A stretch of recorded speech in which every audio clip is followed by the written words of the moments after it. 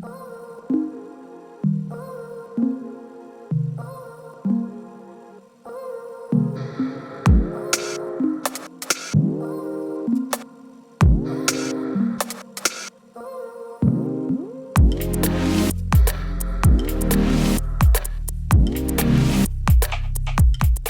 guys, it's Kim here. Welcome back to my vlog channel. So I'm going to Japan again today for work. I'm only going for like 4 days though, so I'm not too stressed out. But I have to go to the airport in about 45 minutes and I haven't started packing yet. So because I'm only going for 4 days, I plan to bring a smaller bag just because if I have a bigger bag, it's going to be annoying to carry around with me. So yeah, I'm gonna pack now and I'm going to show you guys what I bring with me. I'm using like a medium-sized suitcase. It's a lot smaller than what I usually carry around with me. It's actually a bit broken, like this part here. Can you see that? It's ripped. I checked the weather earlier and it doesn't seem like it's going to be as hot as early September, but it's still going to be quite warm, so I'm going to bring a few summer dresses with me. So I've got a few pieces that I got from the Shampoo event the other day. I know I'm only going for 4 days, but I usually like to pack more outfits with me just in case, like, you know, activities change or the weather changes suddenly. And because I don't shop in Japan anymore, I don't really care that much about luggage space. I'm just going to fold these quickly into my suitcase. Usually I would vacuum seal all of these, but because I don't care that much about space, I'm not going to do that this time. You can see I don't pack properly because I hate packing. I literally just shove stuff into my suitcase and I'm done. I used to be a lot more organized when I pack and have everything in small bags or labeled, but because I travel so much, at least twice a month, I just don't care anymore. So let's just shove that stuff in there and we are done. I'm gonna bring this adorable headband with me in case I want to shoot some photos. Nowadays when I pack, you guys might be like, oh my gosh, Kim, really? But I like to pack according to my Instagram theme. So if you guys have seen my Instagram or the past couple of months, I've been doing this rainbow theme where I started off doing an orangey toned theme and then I did a blue tone, then pink, purple, red, green, and I'm going to go into orange now, or yellow. This is my jewelry case. So I got this on YesStyle. So cool, right? So I've got my earrings, which I like to put in these little bags I got from Daiso. I find that if I do this, my earrings don't rust and I can find them a lot easier. Super handy and easy to pack. Just chuck it into your suitcase. Then here is my toiletries bag. I've got, you know, hair oil, toothpaste, my toothbrushes. I'm gonna put this onto my carry-on actually. But yeah, some, I don't know, spare cushion. I don't know why that's in there. Oh dear. Lipstick, which has been opened. Nail clippers in there too, is very handy. So yeah, just a bunch of random stuff that I probably will need. Now for skincare, I have this bag full of small skincare sample size products. But on my carry-on, I'm gonna bring this small set I got at 7-Eleven in Japan. The one thing I do pack properly and separate, this is my underwear bag. So, you know, I need to have fresh, clean underwear every day. I'm gonna pack these wedges. I freaking love these. I got these in Korea for like $10. And okay, I broke these twice and I actually paid more to get these fixed. I can walk around all day in these. These are amazing to travel in. I have these in the white versions as well, which I wore all the time. And it's kind of funny because I remembered when I first got these shoes, I think about 2 years ago, people would comment, Kim, why do you always wear the same shoes? And I'm like, because it's comfortable, so why not? Dry shampoo, I got this from Ultra Fade by Rich when I did my hair. So I actually just retouched my hair the other day. I just used some purple colored conditioner to kind of give it that more bluish purple tone again. Hair curler, this one I got in Japan, I can't remember, a couple of years ago, and I freaking love it. This is the Bioprogramming Hair Buron. If you guys are interested, I got mine from Big Camera in Japan. This jacket, let's just pack it in, it's fine. This game, which I might put with my clothes so I can protect it. This is for my friend's girlfriend. I'm gonna meet her at Haneda Airport. I'm actually not spending any time in Tokyo this time. I'm transferring in Haneda Airport for 2.5 hours when I come back from Hiroshima. But I'm actually a little bit worried. I'm flying to Japan via Singapore because all the flights from Sydney to Tokyo are all booked out because of the Rugby World Cup. Now the client kind of left the booking of the flights till last minute and all of the flights got booked out. So I had to fly via Singapore or Hong Kong. So I chose Singapore Airlines because I usually fly Star Alliance to get points. I can use the points later to book free flight or upgrade myself if I want to. I think I've actually packed everything I need, so everything else is going to go into my hand carry. So I'm gonna have my laptop, camera, PowerPoints, chargers and all that stuff. So I think I am good. Suitcase is packed and I'm ready to go to the airport now. I packed my backpack. This has my laptop, makeup, skincare, electronics. All of my important stuff is in here. I have a small backpack. This is where I leave my wallet, passport, things like that. Feels like it's maybe, I don't know, 14 kilos. So that's a lot lighter than... I'm gonna go downstairs, call either an Uber or an Ola, depends on which one is cheaper, and then head to the airport. I have made it to Sydney Airport, checked in. It was a mission. I'm gonna sit down and chat to you guys and tell you guys what happened later. But right now I'm just gonna go into the American Express lounge because I am starving. I was hoping to get to the airport earlier to eat, and I'm gonna grab some bottles of waters so I can bring them onto my flight.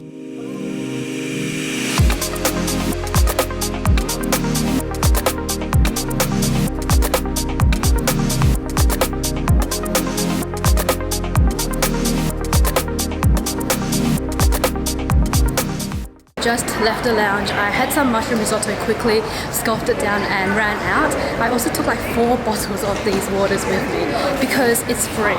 I ain't paying $4 for a bottle of water at Sydney Airport. So, oh, there's McDonald's down here. Walk to my gate now, and once I'm there, at least I will know when to board so I can relax a bit. I see free water? Oh, with any purchase of $30. Okay, that makes sense. I found my gates just behind me, but I found a quiet place to sit down and chat to you guys. So let's talk about what happened this morning. So this morning, as you guys saw, I packed my bag pretty last minute, but I packed really quickly within like, I don't know, half an hour, and I took an Uber to get to the airport. Now, I made sure that I had plenty of time. I made sure that I would get to the airport 2 hours before my flight so I can check in, relax for a bit, go to the lounge, eat food, and just sit down and rest in general. But the Uber driver picked me up and he started driving, and pretty quickly I felt things were not right. He just took the complete opposite direction, so I was starting to freak out because I was like, okay, that means I only get to the airport an hour and a half before, so there's not much time left. And I think he took the wrong road like twice because I was tracking it on Google Maps and I was like, this is not right.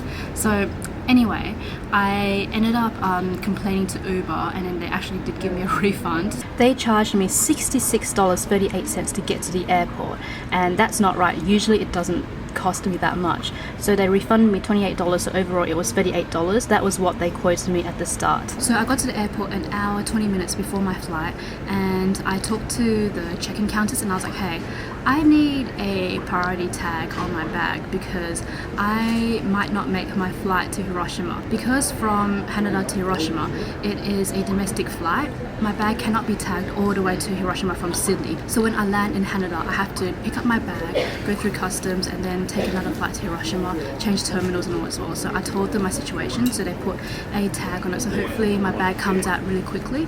But yeah, other than that, at least I have made it and I can make my flight, and for now things are okay. Hopefully there are no hiccups along the way. Anyway, I just want to show you guys, I actually have my Japan SIM card with me in my phone case. Now, I always do this every single time I travel. I leave the SIM card inside this phone case, and I'm not going to guarantee that if you do this, you won't lose your SIM card, but I've never had an issue. I've been doing this for years.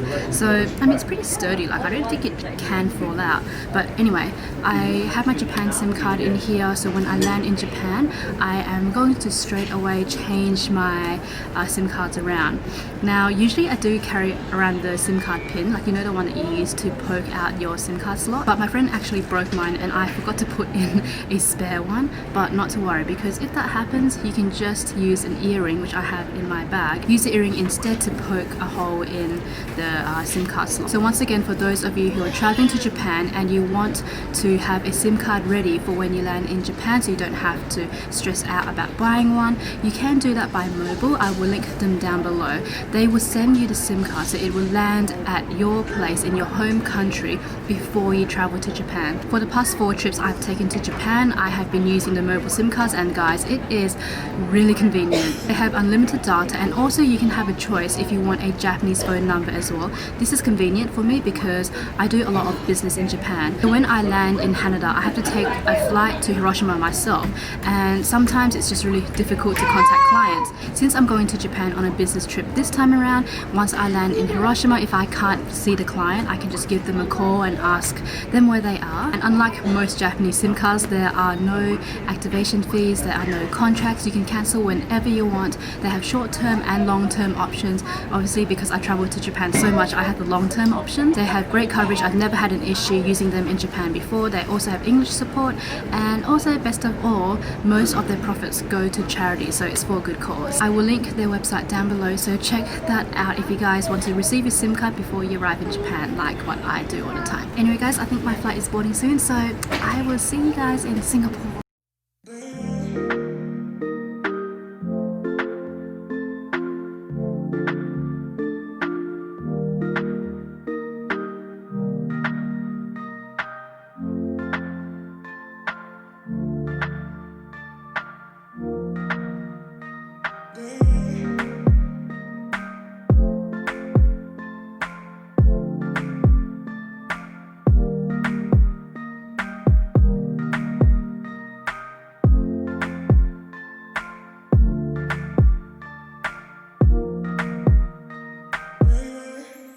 So I just went into a lounge and got changed into my tracksuit pants because I want to sleep comfortably for the next flight. Usually when I'm in Singapore, I like to spend a bit of time in the lounge just to eat some food, but I only had like an hour here, so I'm gonna go to my gate just in case. Walking to my gate now, and yeah, my flight from Sydney to Singapore was very long. So usually I fly from Perth to Singapore and it's only like 4 hours, but from Sydney to Singapore it's like 8.5 hours. So I was like, ugh. I mean, usually I love taking Singapore Airlines, but from Sydney it's just very painful because I am now spoilt by direct flights all the way to Japan, because if I took a flight from Sydney to Tokyo, that is like, I don't know, 9.5 hours. So instead of that, it's going to take me double the time. But anyway, it's fine. I should just stop complaining about how long it's taking me to get to Japan. But yeah, I got some more information on what's happening when I arrive on the first day. So I have to get to Hiroshima station. My hotel is just outside the station, so I need to figure out how to get to the station from the airport. Pretty sure it should be really easy. When I land in Hiroshima, I need to go to Hiroshima station.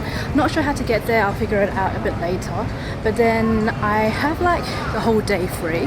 My check-in time's not until 3 p.m, so I might just drop off my luggage in the hotel and then explore around Hiroshima city, because I haven't done that in many years. Is the gate, but I'm not going to go inside yet. I'm going to sit down on the chairs over here first. Reason being is because inside my bag I still have a drink bottle left and can't bring it in, so I'm gonna drink it first and then refill my bottle inside the gate. Okay, I'm just gonna go straight into the plane, so I'll see you guys when I get to Tokyo. I also filled up my small bottle of water just then. On behalf of Singapore Airlines, we hope you have a great time on board, as well as in Singapore or anywhere else in the world we take you.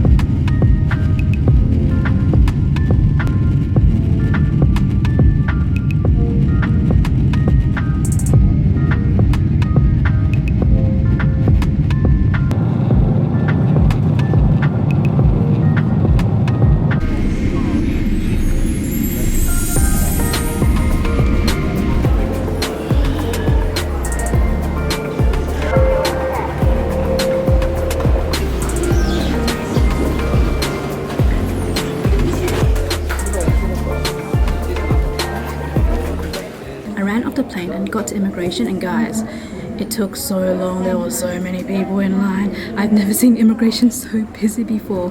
I think it was because 5 flights were like landing at the same time. Because I landed at like 6 a.m. I was in a really bad mood. But anyway, I got my bags. I went through customs okay. Then I had to check into my domestic flight to Hiroshima. So I did all that. I went to security just then to check into my domestic flight. When I was going through security, I felt like they were just taking the piss, guys. Like, there was a huge line and they were taking forever to put everyone through. Like, they only had one lane open when they should have opened up another lane, and there was like plenty of staff around. So I was like, what are you guys all doing? That's just my rant. I'm just waiting for the shuttle bus now to get to the domestic terminal.